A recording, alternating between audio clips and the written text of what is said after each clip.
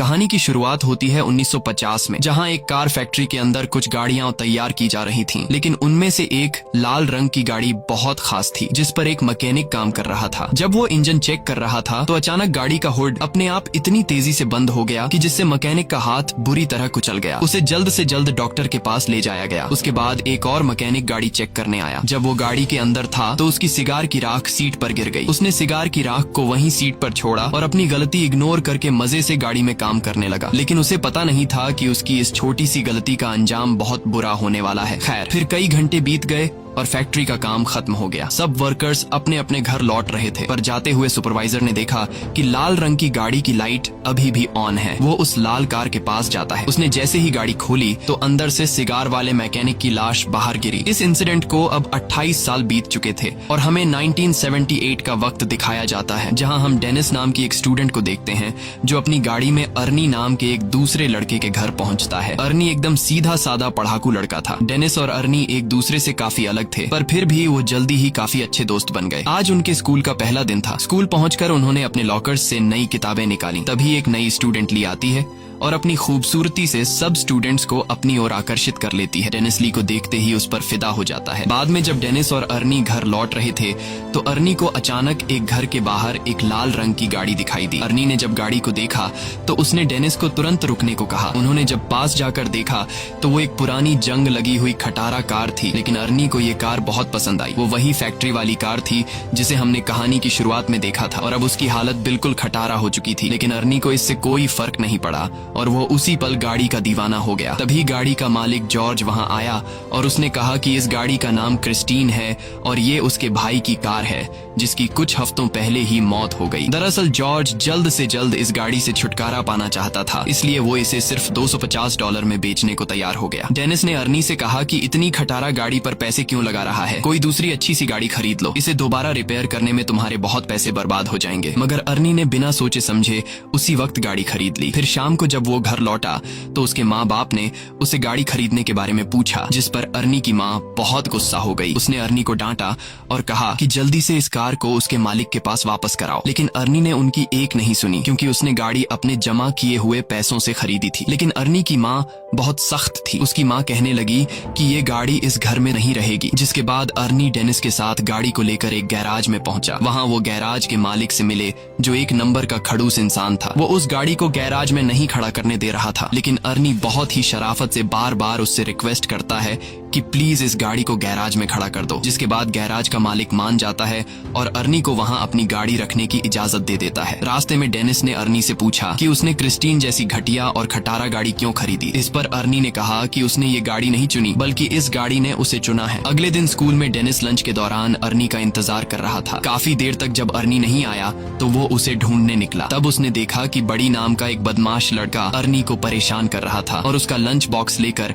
अर्नी को चाकू से धमका रहा था। डेनिस ने बीच में आने की कोशिश की, तभी बड़ी ने लंच जमीन पर फेंक दिया और अर्नी को उस पर गिरा दिया। इससे बेचारे अर्नी का चश्मा गिर गया तो बड़ी ने उसे अपने पैरों तले कुचलकर तोड़ डाला। उसके बाद बड़ी अर्नी की हालत पर हंसने लगा, पर तभी डेनिस ने मौका देखकर बड़ी पर हमला कर दिया। उसी समय बड़ी की गैंग ने डेनिस को घेर लिया। तभी जल्दी ही एक टीचर ने वहां आकर लड़ाई रुकवाई। अर्नी ने टीचर को बताया कि बड़ी ने उसे चाकू से धमकाया है, लेकिन बड़ी ये मानने को तैयार नहीं था। तब टीचर ने उसे अपनी जेब खाली करने को कहा तो बड़ी जेब खाली करते वक्त उसकी जेब से वही चाकू निकला। आखिरकार टीचर ने बड़ी और उसके गैंग को ऑफिस में भेज दिया, जिसके बाद बड़ी को स्कूल से निकाल दिया गया। इसी तरह कई हफ्ते बीत गए और आर्नी दिन रात मेहनत करके गाड़ी ठीक करने में जुटा हुआ था। उसी वक्त गैराज का मालिक आता है और वो आर्नी की रिपेयरिंग के काम को देखते हुए उसे अपने साथ काम पर रख लेता है। वो आर्नी से कहता है कि काम के बदले में तुम अपनी गाड़ी के लिए कुछ पुर्जे इकट्ठा कर सकते हो। आर्नी ने इसके लिए हाँ कर दी और फिर दिल लगाकर गाड़ी ठीक करने में जुट गया। मगर उसे इस बात का एहसास ही नहीं हुआ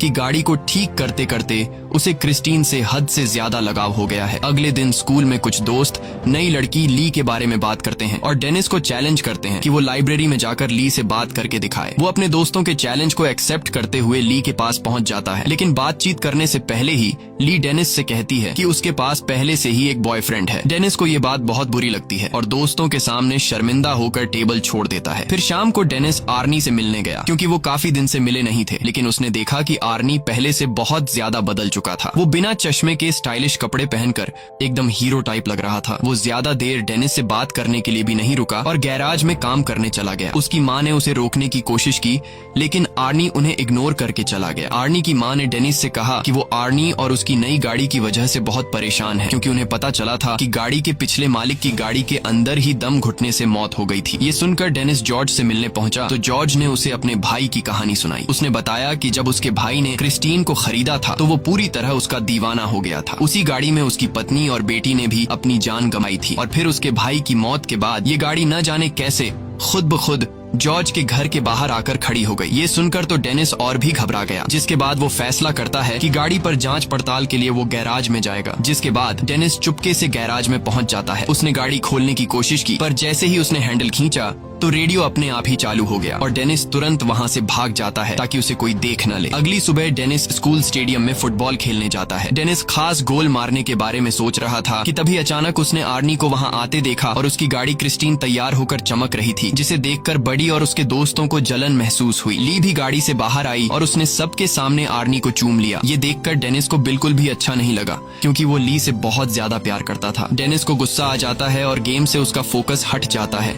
इसी मौके का फायदा उठाकर दूसरी टीम का प्लेयर उसे धक्का देकर गिरा देता है। उस धक्के से डेनिस इतनी जोर से जमीन पर गिरा कि वो तुरंत ही बेहोश हो गया और उसे बहुत गहरी चोट भी आई। इस इंसिडेंट के कई दिन बाद डेनिस की आंख खुली तो उसने देखा कि वो एक हॉस्पिटल में है। उसकी टांग और गले में प्लास्टर लगा हुआ था। आर्नी भी उसे मिलने आया था। तब डेनिस को रियलाइज हुआ कि उसका दोस्त कुछ ज्यादा ही तेजी से बदल रहा है। 1 महीने पहले वो एक डरपोक और शर्मीला सा लड़का हुआ करता था, जो किसी से खुलकर बात भी नहीं कर सकता था। खैर, आर्नी जल्दी ही उसे अलविदा कहकर निकल गया। फिर शाम को वो ली के साथ मूवी थिएटर गया और बाद में वो दोनों गाड़ी में ही एक दूसरे को चूमने लगे। पर जब बात उससे आगे बढ़ी तो ली अचानक उतरकर गाड़ी से बाहर आ गई। आर्नी उसके पीछे गया तो ली कहने लगी कि मुझसे ज्यादा तो तुम इस गाड़ी से प्यार करते हो। आर्नी को उसकी बातें बहुत अजीब लग रही थीं, लेकिन फिर अचानक बारिश शुरू हो जाती है, जिसकी वजह से वो जैसे तैसे ली को मनाकर वापस गाड़ी में बैठाता है। लेकिन तभी विंडशील्ड खराब हो जाती है, जिसको ठीक करने के लिए आर्नी बाहर निकलता है। ली अंदर अकेली गाड़ी में बैठकर कुछ खाने लगती है कि अचानक गाड़ी का रेडियो अपने आप चालू हो गया। उसी समय डैशबोर्ड से बहुत तेज रोशनी आई और ली को लगा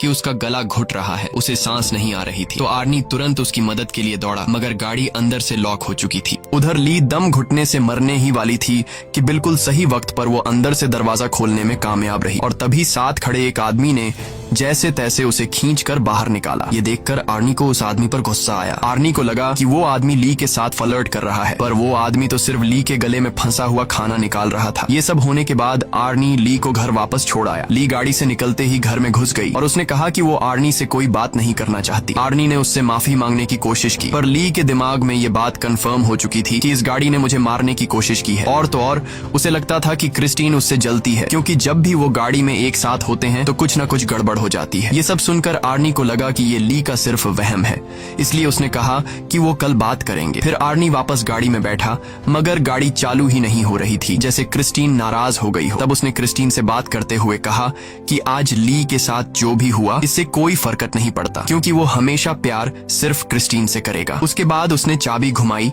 तो गाड़ी डायरेक्ट ही चालू हो गई। अब वो सीधा गैराज पहुंचा और क्रिस्टीन को वहीं छोड़कर घर वापस चला गया। पर तभी उसके पीछे से बडी और उसके दोस्त गैराज में घुस गए। उन सबके पास तरह तरह के हथियार थे और देखते ही देखते उन्होंने पूरी गाड़ी तबाह कर दी। फिर अगले दिन आर्नी ने ली को जैसे तैसे मना लिया और फिर वो दोनों गैराज में आए ताकि आर्नी गाड़ी से अपना वॉलेट निकाल सके। मगर जैसे ही आर्नी की नजर क्रिस्टीन पर गई तो उसने क्रिस्टीन को तहस नहस देखा। ये देखकर आर्नी को बहुत बुरा लगा। आर्नी को लगा कि ये सब कुछ ली ने किया है। ली हैरान होकर पूछी कि ये किसने किया, मगर आर्नी ने बिना बात किए उस पर चिल्ला पड़ा और उसने ली को दूर चले जाने को कहा। बाद में आर्नी ने अपने माँ बाप को इस बारे में बताया तो उन्होंने आर्नी को शांत करते हुए कहा कि वो उसे नई गाड़ी दिलवा देंगे। ये बात सुनकर आर्नी को और ज्यादा गुस्सा आ गया, क्योंकि वह जानता था कि ली की तरह उसके माँ बाप को भी क्रिस्टीन से नफरत है और उसने क्रिस्टीन की इस हालत का जिम्मेदार भी अपने माँ बाप को ही ठहराया, क्योंकि अगर वो उसे गाड़ी घर पर रखने की इजाजत दे देते